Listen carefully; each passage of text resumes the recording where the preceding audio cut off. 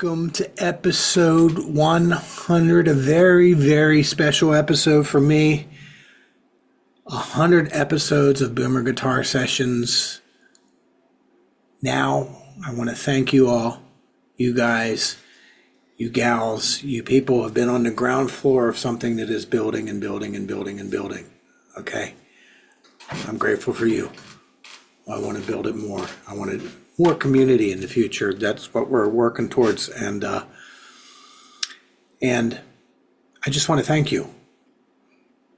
You've been here since, some of you have been here since episode 1. Some of you are just signing on. Tell your friends what we're up to and all that stuff. Okay, now, to set the record straight, I'm not just about whatever, we're boomer. All right. When I say this, we're not talking about baby boomers. We're talking about people who are into it, getting it done old school. We're into the old school thing, meaning we want to play. We want to listen to people. We want to learn from people that are older than us and have experienced lots of stuff. And we want to take their stuff in and we want to make it our own and we want to change it around and move it around. And we want to borrow from it and then carve our own style out of it. And our heroes are people that are not in the pop on radio anymore necessarily. They're not in the magazines. Or I don't even know if there are any magazines anymore. So these were the guitar heroes of the past, and these were the blues artists of the 50s and 60s. These were Robert Johnson, and these were even Joe Pass.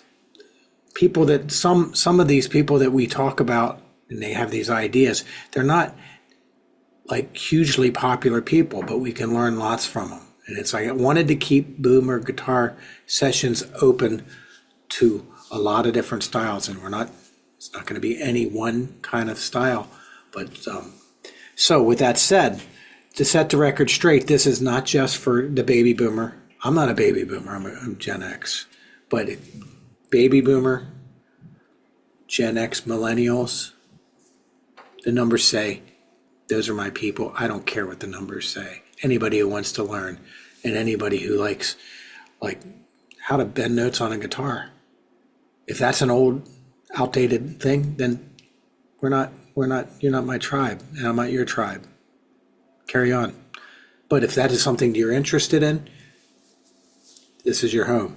So with that said, I want to keep growing as a community, and part of what that means is I want to know where you're at in your playing, and where you're at and what you want to learn, and what you're at in your interests and what excites you and all that kind of stuff. And I want to ask you what episodes 1 through 100, which episodes they had the biggest impact on you. What episodes did you go for, and which episodes did you weren't as helpful? How could I make it better? What concepts or techniques should I take a deeper dive into? That's another question.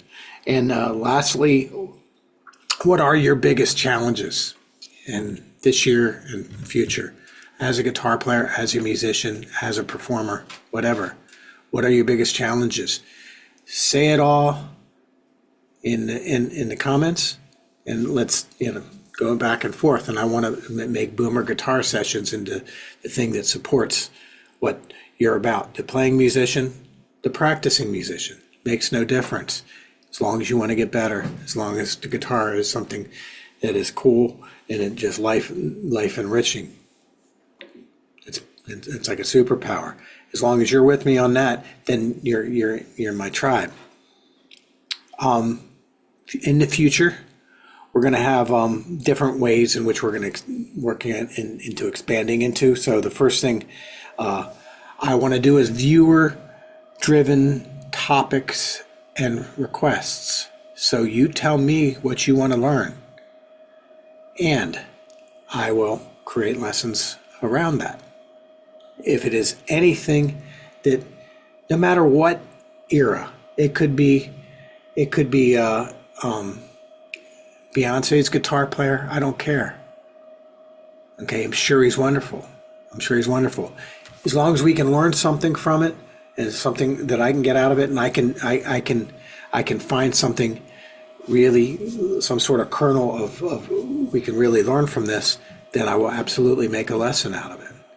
Okay, so so your feedback shapes the future. Your feedback shapes the future, and I will do my best as the leader of this boomer guitar community to do that, and do so in a way that is not like, I'm not, like trying to be no typical boomer, like I'm grouchy old man kind of guy that says back in my day we walked 10 feet in the snow barefoot. Anyway, try not to be that way because those people are annoying. All right, number 2, what I want to do for the future is practice challenges in jam sessions. Okay, so the way we can do this now is I'm going to give you a practice challenge. Then you take it to YouTube, or better yet, probably it's Facebook. Okay, and tag it. We Love Guitar Nerds homepage. You can tag the We Love Guitar Nerds homepage and say, this is what I'm up to. This is what in the Boomer Guitar Sessions. Monthly Boomer Guitar practice challenges where we focus on a particular skill of rhythm, style of improvisation, a song, a technique, something like that. That's what we want to do in the future. Okay, so right now, just tell me what you want to learn, and we'll start that way. So community spotlights, those who are really getting stuff, they're really checking out this stuff. They're really getting stuff out of what I'm teaching. I want you to take video of yourself. Open up your own Facebook, or Facebook. You can do Facebook, or your YouTube page, and then keep a diary, vlog. Keep that. Share with the world what you're growing into, the kind of musician you're becoming, and it's kind of like a diary. It's going to be interesting because over a course of time you'll see the progress happening. So number 3, we're working harder to get community spotlights and guest contributors. When I say that, more interviews. Dave Rubin and different people who have done it in the past, who've played in scenes in the past. More interviews of people who played our music. As long as I can get an interview with them, I will. All right? And the last thing, and I think this is one of the most important things, is Boomer Guitar Sessions archive and learning paths. Okay, this is important because each of us are coming in with a different spot in mind. When I say this, there's 100 episodes of lessons, concepts, and insights, and right now we can talk about organizing this stuff because there's different kinds of players. So when I say this, Boomer Guitar Sessions Learning Paths is a guide to many different kinds of players. We have your beginners, you have your improvisers, you have your rhythm players, you have your lead guitarists, you have your funky guitarists, you have your indie guitarists, you have your blues guitarists, you have guys that only like jazz, you have guys that have a weekend band. All right, all these are different learning paths. We require different learning paths, and that's what we're going to do. We're gonna kind of organize what we already have, and this will help you. Like this particular pod of people can benefit out of these lessons. All right. Now, I want to thank you again. Next is an interview from 2002 of my mentor, Scott Anderson. Scott Anderson, he is the guy who had completely took me under his wing and changed my life forever for the better. What I want you to do, seriously want you to do, if you don't do it every month or every week, is go in the description and check out what I've written about Scott. I don't want to read it over top of our video because I want to get right to Scott. but he changed my life. He changed the lives of many other people. And I only hope that you, my community, can find something like that in me or anyone else. Guidance to see things in you that others don't see, that gives you a new kind of arrow to point towards or target kind of like to go towards. So anyway, this episode is dedicated to the memory of Scott, who is no longer with us. Thank you. Thank you. Until next time, check out the interview that's coming along, and I'll see you. See you later. I like the sound of that Lonely Bull tune and Yeah, yeah. other things like that. So that attracted me to trumpet. So I did the trumpet in elementary school and such.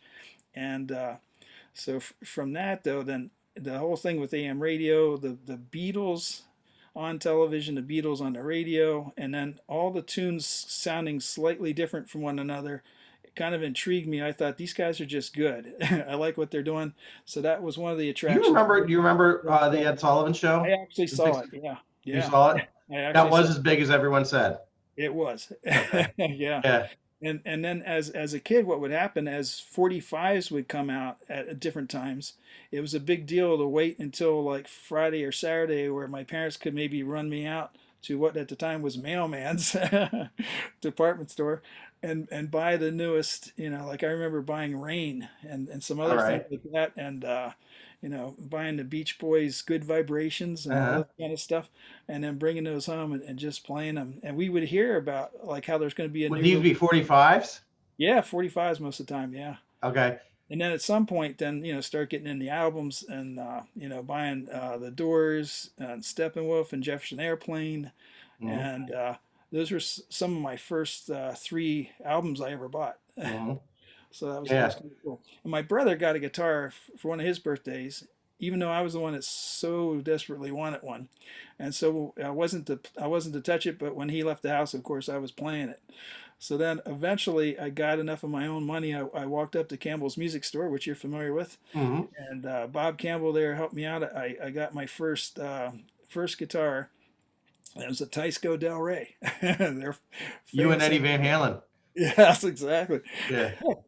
He did a little better with his, but it was No.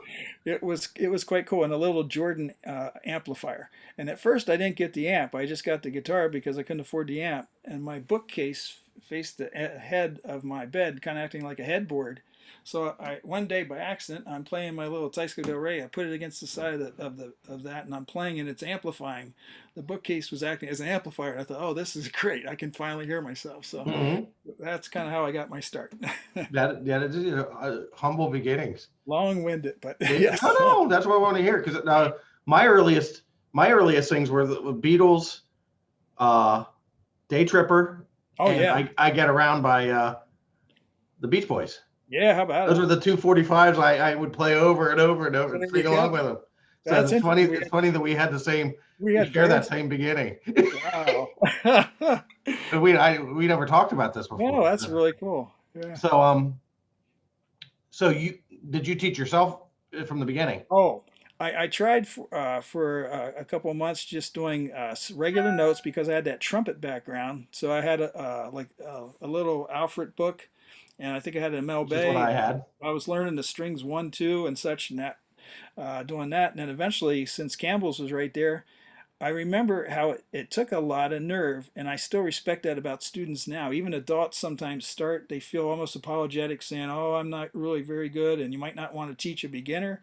It's kind of sad that people have that feeling, but I remember Yeah. being kind of like, "Oh no, I hope I'm not too messed up to like I'm not going to be a good student and Hmm. all that kind of stuff or be embarrassed." I was kind of shy, Yeah. so I worked up the courage to go up there and I signed up and I had Joe Allison as my teacher, Hmm. and he was great because he had that passion and love for music. He had a sense of humor and he was performing, which really impressed me. That here's a guy performing and recording. He had his own radio program on the FM rock station on Sundays, Okay. and at one point, some of my own little instrumental compositions, he invited me to come to his house. We recorded on a reel to reel, Hmm. and then I was on his radio program with him at the station one Sunday when I was 16. and Okay. that was a big deal and quite fun. So how And many years did you study with him? I think it was about 2.5 maybe, and Okay. then switched up with John Farmer. I should be careful. It was only two. Yeah, it was only 2 years, and then I was with John Farmer because of some scheduling. That's what happened. That's the only reason. And when I was working with John Farmer, because I had had some theory background, he was. We were talking one day about some things, and he was impressed with what I knew about theory. And he goes, "You ought to talk to Bob's Campbell here, see about being a teacher." And Yeah. so I was excited about that. I didn't think I was ready, and I probably wasn't. But I talked to Bob, and he signed me up and let me start teaching there when I was 15. Wow. So that was pretty cool. I You was lived in the same house that your mother still lives in? That's right. At that time, yes, that Okay. was where we were. Yeah. In fact, that house is 87 years old. It's a Sears kit house, and Uh-huh. my mom's 87, so it's the same age as her. She's Okay. still there. Wow. Yeah, That's wonderful. it's So you pretty neat. started at 15 years old, Yes. and um, were you into classical guitar at that point? Well, I liked what it sounded like, but I really wasn't. Yeah. Okay. I was just into rock guitar and folk stuff and bluegrass. I liked all those types of Yeah, things. yeah. Okay. Who were your earliest heroes? Oh boy. Let's see. Well, like I said, some of it was like Robbie Krieger, for some reason, was a big deal to me. I liked how again, it's like what I liked about the Beatles, seemed like every tune was different. The guy wasn't playing the same stuff at all. Hmm. And a lot of people don't think that much of him, but the inspiration that gave me was quite neat. And I was impressed with like some of the solos, like Light My Fire might seem a little cheesy to people, but I thought it was excellent stuff. Yeah, yeah. And Roadhouse Blues and all that kind of stuff. It's Hmm. just neat, just fun, neat guitar. Yeah, And yeah. And it wasn't anything like Hendrix or Clapton. yeah, oh no, Yeah. and and the whole Asturias thing at the beginning of yes, there you go. Yep. Yeah, that being at the beginning of Spanish Caravan, that was like, I oh see. I didn't yeah, know that. that's the stuff. And Okay. my my brother brought home a recording of Leo Kottke, and then I bought him for his birthday the 6 and 12 string album. Which I And have. I and had. I don't know. on that it had the Bourrée, and I Yeah. thought, oh, I've got to play that. So that's where I started to take that dive towards classical. I really want to do that. Yeah, here he is. Yep. That's 35 years old. Oh, dude, all right. And people say, "Oh, but that was 3 weeks ago. I don't remember it now." Like, Oh, oh, whatever.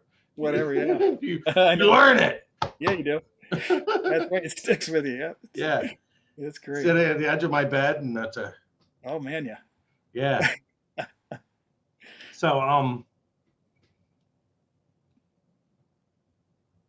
all right. So as far as your teaching goes, so you've always been you started out with rock, kind of rock, folk, bluegrass, guitar, and classical Exactly. crept in later on. Right. Was that when did that creep in? Let's see. I'd say about when I was 15 or 16. Yeah, probably 15. Yeah. And my what's interesting, I was trying to do some things again. It was interesting. There was the Mel Bay book, getting a classical guitar, their little volume one and all that stuff, Hmm. and playing those pieces. It was like actually kind of exciting to me to do that, and I thought this is really cool stuff. And one day, my at school, my math teacher said, "Oh, if you like classical, you should like study with my teacher." And he gave me Michael Decker's information and such, and I contacted him and started to do my private lessons with Michael Decker, Hmm. and that's when it all really took off. It was like doing Okay. things the proper way, and what a frustration! Like coming out of my first lesson, angry at myself. It's like I can't even do a C chord right because I did. He had me do a few things. I played a C chord, and I had my hand kind of gripping it like this, and I played a C chord. But I was told about the hand position was like, oh, that's just that's not going to work. You Yeah. got to do this, and I had trouble doing all the stuff in the proper hand position for the left hand for single notes. Uh-huh. wasn't correct. And I was actually angry. I didn't know who was angry. I was kind of angry at him, angry at myself. It's like, how can this be? Yeah, yeah. Well, That, you know, all your beliefs about yourself and yeah, probably some yeah. I thought self-esteem you got out I, of. I thought I was playing. Yeah, well, you probably were playing. Yeah, I was playing, but You were playing because it yeah, felt, yeah, it felt so like we bad. say, I you don't want to you don't want to hold your guitar like it's a battle axe. Right, yeah, exactly. Okay, Yeah, but but sometimes when I'm going like this, when I'm throwing the sting on it, yeah, I don't have my hand like this either. exactly. Okay, so it depends on what you want to do. That's right. Yeah, What your goal is. If you're right. playing classical guitar, that is the improper hand position. It probably wouldn't help. Yeah. Yeah, it doesn't help at all. so, so Mike Decker. Yeah. So he's a legend in my mind because Oh yeah. two of my former teachers studied with him, Oh boy. Yeah. and you being one of them. Yes. That's right. Yeah. And so I never met the guy. Oh yes. Yeah, I never met him. He's just got like mythology kind of thing going, I got you. Yes. chasing after him because he's the classical. He was the classical guy at your college, He was. like in the That's right. And '70s. that's what happened. That what was cool as a studying with him as a private student. Before I was in college, he was able to bring me in as a community member in the guitar ensemble at York College, and we had Hmm. about 18 people in that program usually every semester. And so I started to be able to be a part of the ensembles and actually get credit towards college. And having that whole college experience, it was a nighttime class, and That we sounds had, familiar. yeah, we had our concerts and stuff. Yeah, I bet it does. You did And the it was, same for me. yes, Yeah, that's how I got into Berkeley. that's so cool. Yeah, isn't it? And, I love it. and Yeah. I know you know that, but that Oh is boy, but still, yeah. because I was this is the funny thing in my story. My senior year, I was getting C's in high school and A's in Oh, college. oh yeah, And yes. I was working my butt off. I Oh yeah, wasn't you weren't giving me grades, right. but you did it. You taught me the right way.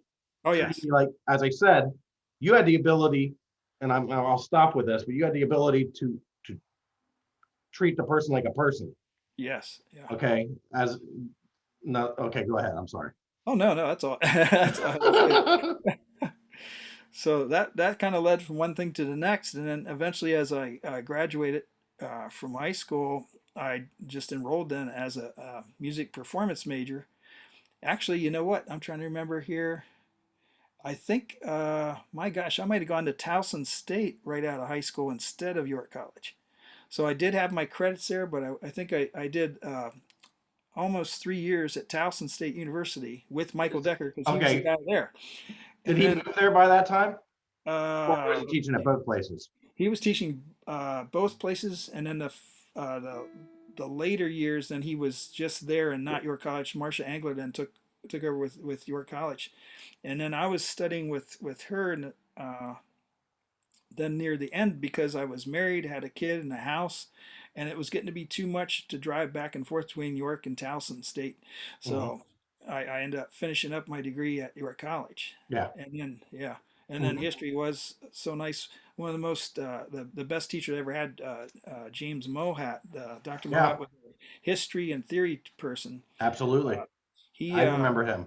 Oh boy, it was tough, and I remember every 2 weeks in the history having 10-page papers due, and staying up. I would lose a couple of nights sleep every week to his class, So and I would he lose. was what kind of teacher was he? He was excellent, and it was kind of like it would drive you. In most mornings, he was the first class I had for some of the theory and so on, and I would show up. We started out maybe 20 people in the class every semester, and then it would narrow down to five and then to three or so. And most mornings I would dread because I would be the only person that would have done the homework that night. Come in the morning and I'd have to be at the chalkboard because I'm that old instead Yeah. of a whiteboard or Well, so am I. any other stuff. Okay. And Yeah. I'd have to be up there saying, this is the five of the six of, 5/7 of the six chord going to the six and all that kind of stuff. Uh-huh. Do all the analyzation that I had done on the assignments of the Bach fugues or whatever they might have been. Okay. And And so because hardly anybody else would ever finish all the assignments, I would night after night drive myself to complete them. And so at some So the point, class started with 20 people and went down to oh 3. yeah, oh yeah. So that happens in ear training all the time. So ear training I classes. remember when I was in college, people were crying in your Oh training yeah, I classes. bet. It's Yeah, like they drove them yeah. to the, you We had know, some we had some science people coming in and out of the music thing thinking, oh, they're going to do music, it's going to be easier than science, and they left all yeah, the time. They would just be gone. yeah. But yeah, so I impressed him enough with performances and playing, and then my classroom work, that he actually called me after I graduated, and it turned out that there was an opening for the guitar teaching position at York College, Mhm. and somehow I was asked to do that, and I got to do that too. So that That's was a real wonderful. blessing. And that's Yeah, where it was wonderful. that's where some of what, I don't know, what year did you start with that? Oh my gosh, 80 something, maybe 84. I'm not sure if it was that or maybe Okay. that's, yeah, So I think it were was you new 84. when I was there? Yes, Okay. You were the yes, new guy then? yes. Okay. So you had summer camps there. I remember the one summer camp. We had a rock Yeah, guitar summer camp. rock guitar seminar. It Yeah, sounds, yeah. I forgot the name of it, but it's like, yeah, but yeah, I organized and planned that it out. was a week long. It was Yeah, a week. It was a week long guitar I had the days learn. planned out by the half hours and stuff, and the topics that everything was going to be covered as best they could. I remember that was fun for me doing that. I Yeah. loved it. Yeah. So anybody who knows me now, if they wonder where I get some of my ideas from, you see it. You see a blueprint. Oh, great. Yes. You know, we're different, but we're the same. Oh, that's cool. Exactly. So, I see but it. I see that too. Yeah. I'm so sorry. Go ahead. Oh, that okay. Hold on a sec. sure. Uh, so you did a you have guitar curriculums. You established a guitar curriculum. Did you establish a guitar curriculum at your college, or I are did. you just Yeah. I, teaching what they told you to teach? oh no, that's what's nice. It was just all mine. Okay. And so the way I'd been doing most of my private teaching uh, was carried over into this. And fortunately, with Marcia Angler, when I was still at York College, and she was my teacher at that time when I was there at the end, we did an independent study in guitar pedagogy. So she worked with Ray Chester at Peabody Conservatory with me, and she kind of set up a thing of studying method books, methodology, and repertoire, and all kinds of things. And I went through and evaluated uh, over, I think, a couple hundred books of all these different books that were out there on all these different topics. I had to write reviews of the books and so on. And Hmm. then one of the things she had me do was come up with 3 different ways to teach different concepts, and that was tough at times. But all Hmm. those things, especially that, 3 different ways. yeah, to teach any one particular Oh, concept absolutely. as best you could. And Yeah, yeah, so, yeah, yeah. Yeah. We don't stop at 3 either. no, sometimes no. No, no, we But, don't, because it's like, no, yeah, but as I said, you want to teach somebody to do something, maybe the way that there's 1,000 paths to Mecca. oh yes, You that's know what I right. mean? Yeah. And I've So had people too with like health issues, like things maybe that our fingers frozen at a joint and all kinds of different things. So you have to be creative and yeah. help people out and help them Hmm. get their, fulfill their passion. Yeah, yeah. Now Yeah. here's the other thing. I was in Millersville. They were trying to train a blind person how to read musical braille. Oh, wow. And to me, that just seemed like you're really not getting this. In other words, their weakness will that weakness, they'll never be able to, in other words, teach them another way is what I'm trying to say. Oh, yes, yeah. Yeah, educate them, educate them, educate them, but you don't be stuck Not in stuck with your, that, no. don't It be stuck should, with your it'd be, limited yeah, framework. exactly. It'd be cool to learn that, to have that as here, this, yeah, here's this But that I can what do this way using too, using but not only. yeah, yeah. In other words, that is their method of bringing the best out of you. Oh boy. You know what I mean? Oh So boy, yeah. this leads us to the conversation about music education and how it has changed over the years. Mhm. That you were, I think you were good. You were great, but it's like the system back then was like, okay, all we're gonna do is 4 years of classical guitar. That's why my parents had me tested Oh. because out of I left York College Oh, after Berkeley. I went to York College, and I'm not sticking with this. oh yeah. In other words, that what they say is um, 4 years of just playing classical guitar. You want to, this is the program. Right. Now That's what it was. we Yeah. see what are the years of, as the years have gone by. That was me as a young man. As the years have gone by, I think the world has turned into what the more ideal approach, Right. I agree. which is speak a little bit about this. Yeah, what I felt, I was seeing people who had graduated from all the different music schools not able to make a living because they only did classical.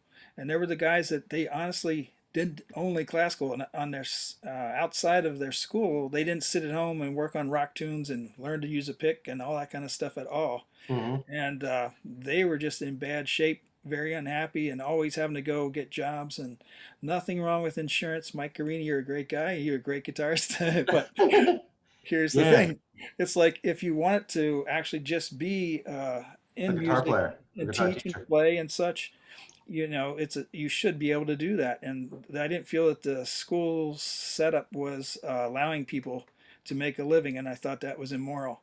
And that's why I started I doing agree, trying to and do the I will emphasize jazz. immoral.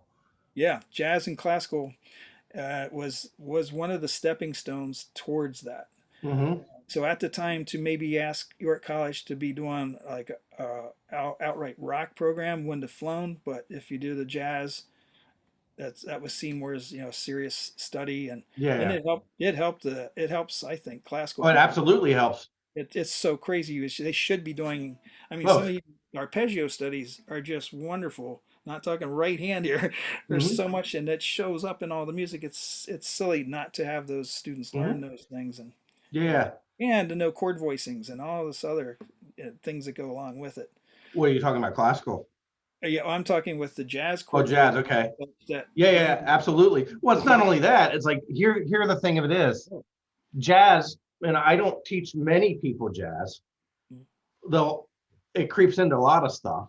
Oh yeah, My thing is more that jazz teaches us how to adapt. yes, there you go. Okay. So Yeah, I love jazz, but I don't want to, I'm not, my job is not to train people to do what I love. right. My Yeah, my job is there you go. to train people to be like, no, my overall goal is to teach them how to adapt to any musical situation There you go. if they're that inclined. They may Yes. just want to learn how to play Green Day, Oh yeah. and that's fine too because that's their Oh yeah. journey. Yes. So but what the jazz does is it teaches you adaptation if it's taught right. Hmm. Because there's some people that teach jazz as if it's a static or Yeah. a art form that is the door is shut on it. Right. Okay, like Yeah. classical guitar was, Yes. and I don't think that's shut either, but they treat it like it was. Right. It was Yeah, very good. there was a former student of mine named Dan Bergman who I am ridiculously proud of Nice. That's because good. he did what he did was he learned the classical guitar. He studied with Marcia Mm. at Millersville. He learned the classical guitar, learned the classical, and then at some point he veered off and like, how do I make this an improvisational thing too? Oh, sweet. Yeah. Using classical guitar techniques. I'm not talking about Yeah. jazz. Right. I'm talking about he studied classical music and he has a, and I, we, the three of us should meet sometime because That'd be he fun. reminds me of you. That's funny. And yeah, in other words, that he's a teacher now. Oh, So good. Dan Bergman, classical. How do we mix? How do we mix? There is a possibility within that. We always think that this is a dead instrument from the standpoint that there's a scientific way it needs to be approached, and everybody's going to be judged on a level of Christopher Parkening or not. Mhm. And that is one route. Oh yeah. Certainly, if you want to be a concert music, are there? Certainly, there's people that want to be that way, but the other possibility is using that as a part of the influence, and then Yes. bringing in the other things in there. Oh, for sure. So, so improvisation has that changed you at all? Like the fact that you're jazz, the fact that you're rock. Do you ever try to mix? Oh yeah. We've mix in performance situations and so on. Yeah, it just happens. Yeah, sometimes you're doing a little bit of both. Yeah, Yeah. Oh yeah. a lot of both. Oh yeah. I don't know if you remember, like my senior year in high school, the only time we got a chance to perform, which just is one of the things that there's not enough chances to perform when I was a kid. Right. Oh boy, yeah, it was tough. Yeah, so this is what we want to do as educators. We want to make those things anyway. Oh yeah. So my big thing was at the end of the year talent show. Oh yeah, I got you. Yeah. Okay, and I think you remember my junior year, it was Bruins Bane. Oh yes. Okay, I practiced that thing for like Oh yeah. 6 months, Yeah. and I'm like, I don't even know what it sounds like anymore. Me either, but I remember. That's funny when you brought that up. It's like, oh yeah. Yeah. So I was practicing Bruins Bane, and then I went. What a rush. Yeah. Yeah, and all the Rush fans who say that Rod hates Russ, he's a hater. No. So anyway, practiced it for 6 months, and I was okay. I get on stage my junior year, and I messed it up, and nobody knew I did because I was practicing for 6 months. Oh yeah. A lot of people complimented me on it, and it was like, no. Jeez. And that's not the kind of feeling I want to get when I perform. No, yeah. That's okay. So the following year, what I did was I wrote my own piece. Ah, there you go. And in between my junior and my senior year, I discovered Ralph Towner. Oh yeah, there you are. Yeah. Okay. So good. I was this improvisational thing. It doesn't have to be exact. But, yes. Okay. Cool. And then it came out really slick. So the combining, I was using all classical technique. Yes, you were. Cool. But I was using a jazz player's mindset before I knew it was a jazz player's mindset. There you go, dude. So that's another way of doing things. Oh yeah, it is. That okay. I'm giving this to the world now. Now our little secret is out there. That's so great. Yeah. So Anderson's additional measures. Oh yes. Okay. Tell us about that. Let me tell you how it came about. Kind of like in a sense, a mentor who I've never met, Seth Godin. If you're familiar with him at all, he's done TED Talks and written a lot of different books. One of his first books, I think, was The Purple Cow, and all these different kinds of things. Some of it's about thinking about things in different ways. And so, as I would read all of his materials and listen to his podcasts and other things like that, I thought there was a value, because he quite often talks about how to create a brand. A brand isn't a logo, a slick package or whatever like that. It's the content and the respectability and the niche market that you're actually meeting the need of. Mm-hmm. And you don't need to go outside of that. You just got to do that right. Yeah. And if you do that right, they will come to you. And that's kind of a thing. And it all actually did prove true. So I started Anderson's additional measures in that I was going to do things and add to them beyond what I had done in my past, not necessarily be better than somebody else, but to make myself better, and how else might I do things better. Yes. So some simple things like even having a newsletter incorporated. I had something sitting here. Oh, here we go. I started doing like a newsletter where I had things like guitar and art, which I was influenced by the Art and Times of Guitar by Frederick Grunfeld. So I would have pieces of art on the front of my newsletter, have a background about the artist, And sometimes the story of the art was greater than the story about the guitar. It would be Mhm. quite neat, some of the different things that would come up. And then within those pages, I could, I'd also would have like a person of note, someone maybe a lute player, then have some things about all the different lute tunings in the different time Mhm. periods and that type of thing. Let them see a lute, give them a link to go listen to to Mhm. that type of music, or maybe introduce something that we're maybe not seen before. Like this is the French guitar arch guitar that actually existed and was popular. And Yeah. then what was really interesting to me, I always learn things doing this stuff. I come across here's a painting of Beethoven playing that very same French arch guitar. Really? Yeah. So I didn't know he was a guitar player. So very weird. So a lyre guitar, I should call it. Yeah, Mhm. French lyre guitar. So yeah, very strange. I knew Paganini was a guitar player, but I didn't know Right, me Beethoven too. was. Yes. So they don't show him playing it, and there was no mention of him playing. This is Yeah. interesting. It sounds as if it was so popular at the time that he had himself painted Oh, with gotcha. holding one. All So he's right. a poser. Yeah. That's Well, he terrible knows to what's cool. say. He knows what Yeah, the ladies like. there you go. Yeah. So that's one aspect of Anderson's additional measures. And I've had people. I had a guy come to me once, want to do ukulele, and he wanted to do chord melody style jazz pieces. And the very first thing he asked for when I first met him was, "I'd really like to play Misty." And but he goes, "I'd like to have it in standard notation Good Lord. and I wrote it in standard notation. I did tab though because some of the positionings, if he was reading, he might get a little confused. It might take a lot of time, and I diagrammed all the chords in their sequence. So there's some Anderson's additional measures there. I forced myself.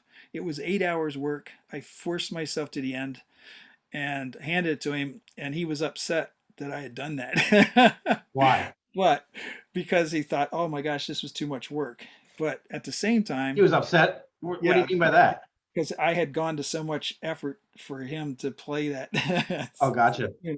and such. But I've had, you've done the same. Like I've had rock tunes that are like 15 pages long and tab and stair notation, and I'll go through and I'll mark attack groups and down and up picking Yeah. and all this kind of stuff. That's part of my additional measures that Uh-huh. I really don't understand why some publishers, I know they might not like to do fingerings because sometimes that's super personal, Yeah. but so much of it is straight ahead, just logical that you're not going to stray too far from where they've positioned it on the Uh-huh. fretboard and that type of thing. I think it'd be great if they had the picking directions and sequence of the diagrams of the chords sometimes to Uh-huh. show guide and fingers, pivot fingers and things, because half the time that's what breaks the bank. The person's going through is like, oh man, they're having trouble here, and here.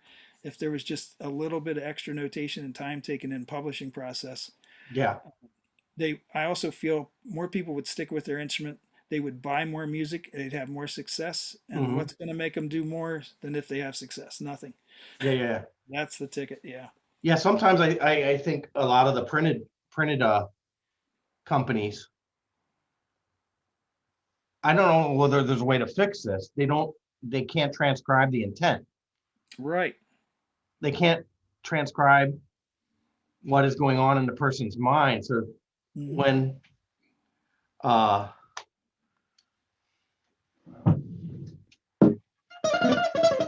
Oh yeah. I called that the spider lick. Yes. All right. So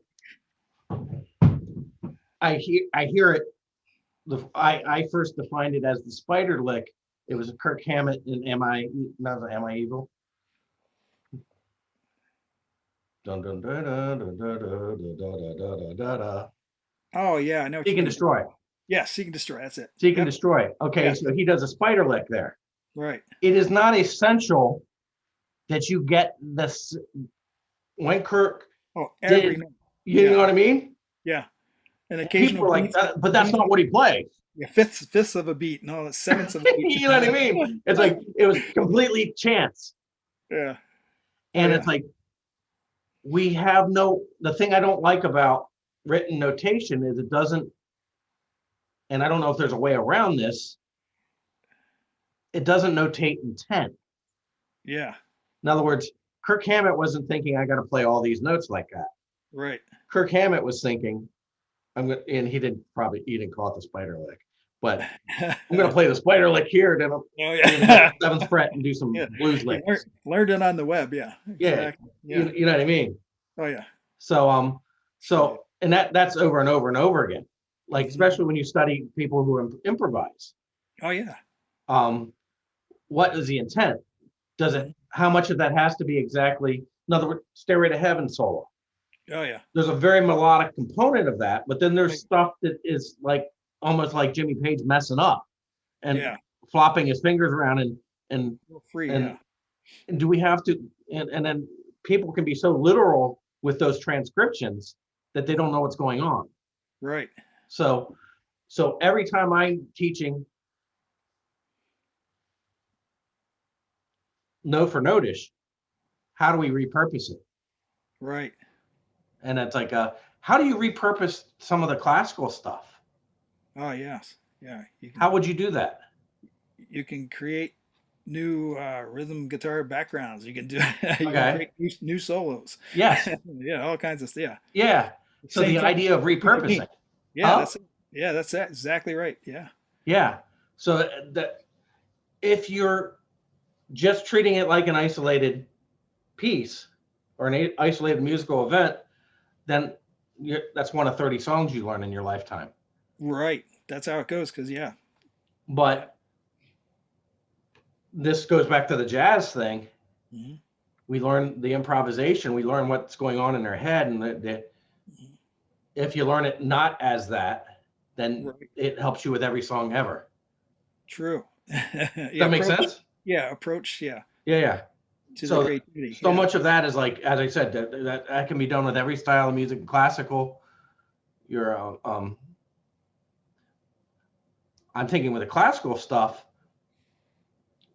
and you repurpose. How do we? That's a new rabbit hole, Oh yeah. because I think a lot of those, and some people are completely okay with just studying the repertoire, and that's good. That's their journey.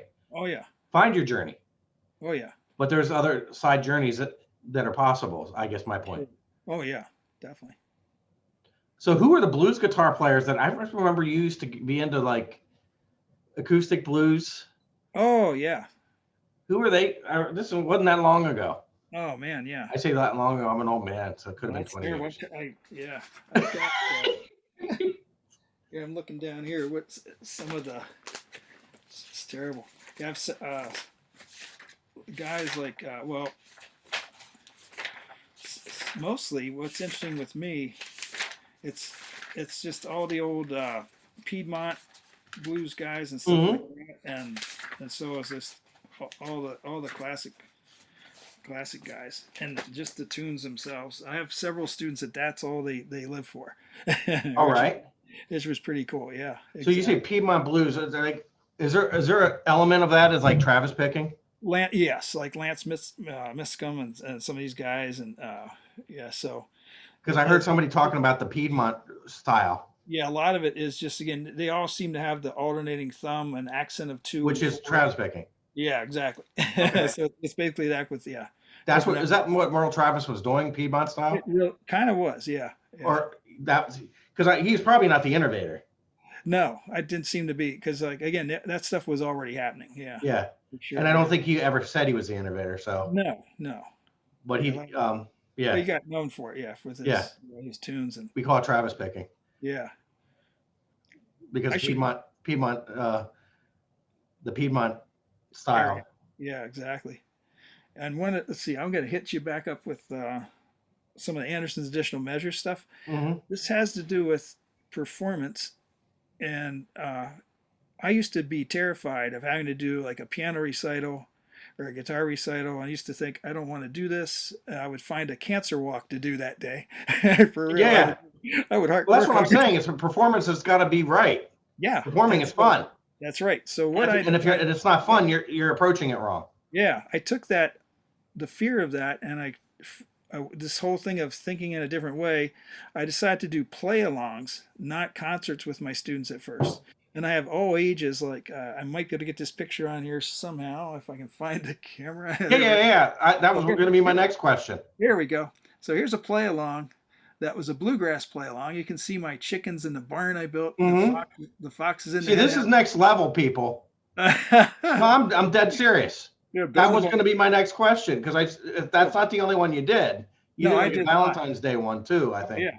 So here's the situation. I got people from age 5 through age 72 playing in the same room, playing the same tune at the same time. Nobody has to feel exposed. Nobody has to be nervous.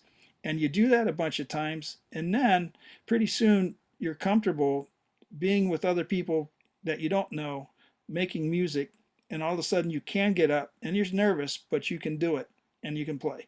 So it's been a stepping stone. And then, like an example, then too, I had these students. I had like little showcases. Here's Hmm. a girl doing ukulele, a banjo student of mine, and then a guitarist who does jazz and classical.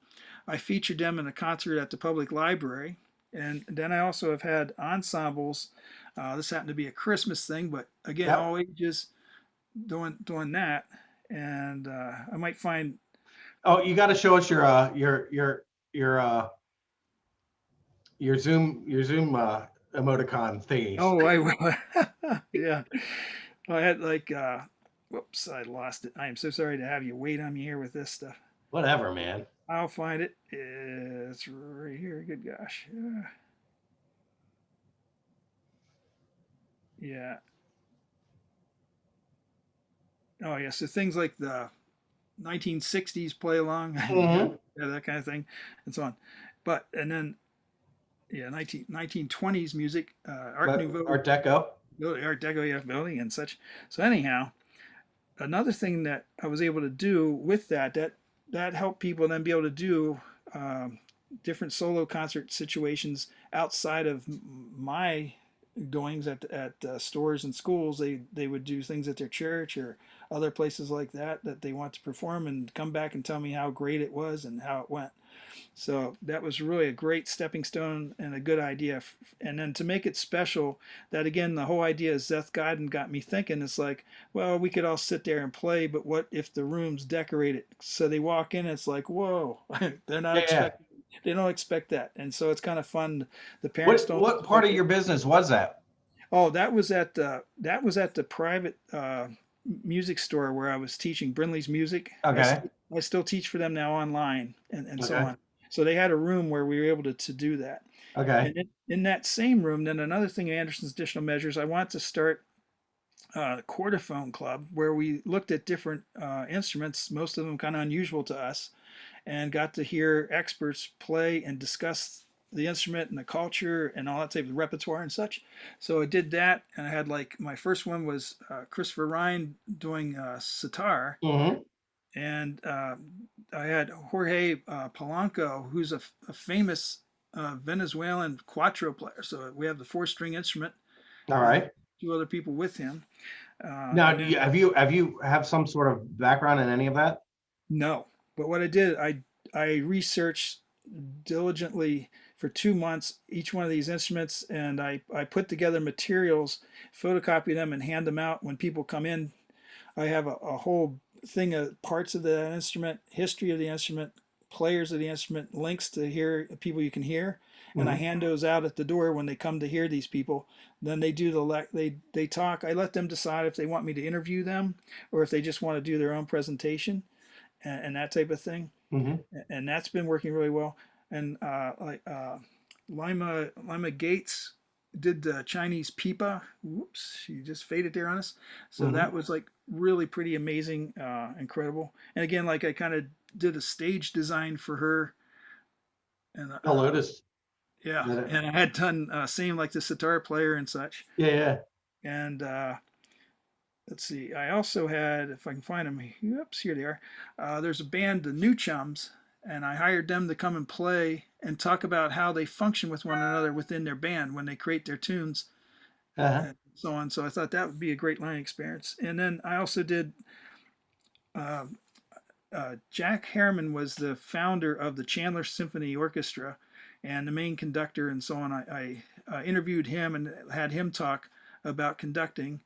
Uh-huh. And I've also did Renaissance lecture concerts with my classical guitar trio, the Arizona Guitar Trio, Uh-huh. and I also did jazz ballads lecture concert with Scott Dooley. He's a member of the duo, the Scots, Yeah. where we do jazz Oh, and yeah, yeah, yeah. places. The one, the one that I saw that picture of that Oh you're yes, performing for a horse. yes, exactly. That's a really cool gallery, though. I love that place. Yeah. It's like really, really great. But so there's all that kind of stuff. I might be making us run long, but that's kind of That's all wonderful stuff. That's what I'm saying. there's That's next level, a Scott. lot of stuff that you can do. Oh That my. is, yeah, that's what I'm saying. I'm hoping like teachers are inspired by what you do. It's like Oh, that's great. Thank you. put, Oh yeah. puts their thinking, this is what's possible. All right, here you are. There you go. That is a. You maybe remember, yeah, my 3D, because I thought the You little made that thing. yourself? Yes, the little thing that Zoom does is so tiny. It's up there. I miss seeing it. Sometimes students give them to me, and I don't see it. It's like, I feel See, I terrible. would pay for that. Oh, that's cool. I can't sell such a thing because I think they're copyright. I think I saw a woman who designed most of these, the clapping hands and the raised hand and the heart. I'm still Okay, working on. you just make me some. I won't pay you for them. Oh, okay. There you go. That would work. So there's all that. Ah, boy, I had some stuff ready to talk about motives, and Well, you got a part two. I was going to talk about. We're going to have to. Right? Yeah. Harmonic recipe and how that is what creates tone. Yeah. I was all set for you, and then All right. Well, we got a part two. I had Music lesson. Yes.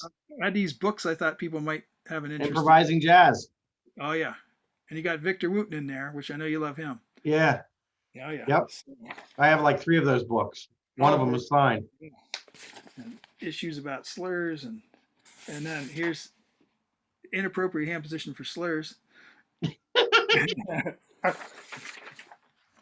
That is yours. Yes. Okay, you need to, yeah, you need to come up with a book that's just like that. Yeah. All the things, yeah. Yeah. Book that has humor in with it, because we're not going to get deep into humor because it's not ready for prime time. Right. I have a That great is part of the gig. I have a great Betty Davis where she has a hatchet in her hands, and I put I warned you about your thumb, because I have some of these guys that are just Yeah. Lude Lou. I remember Lude Lou. Oh yes, she'll cut off the thumb. There you go. Anyway. Thank you for having me. Yeah. Well, we'll do it again because we got more stuff to talk about. Yeah, we definitely do. Yeah, yeah. And this is wonderful. And it's like York, Pennsylvania to Tempe, Arizona. Oh yes. Guitar Nerds. This is Scott Anderson. I'm Rod Gels.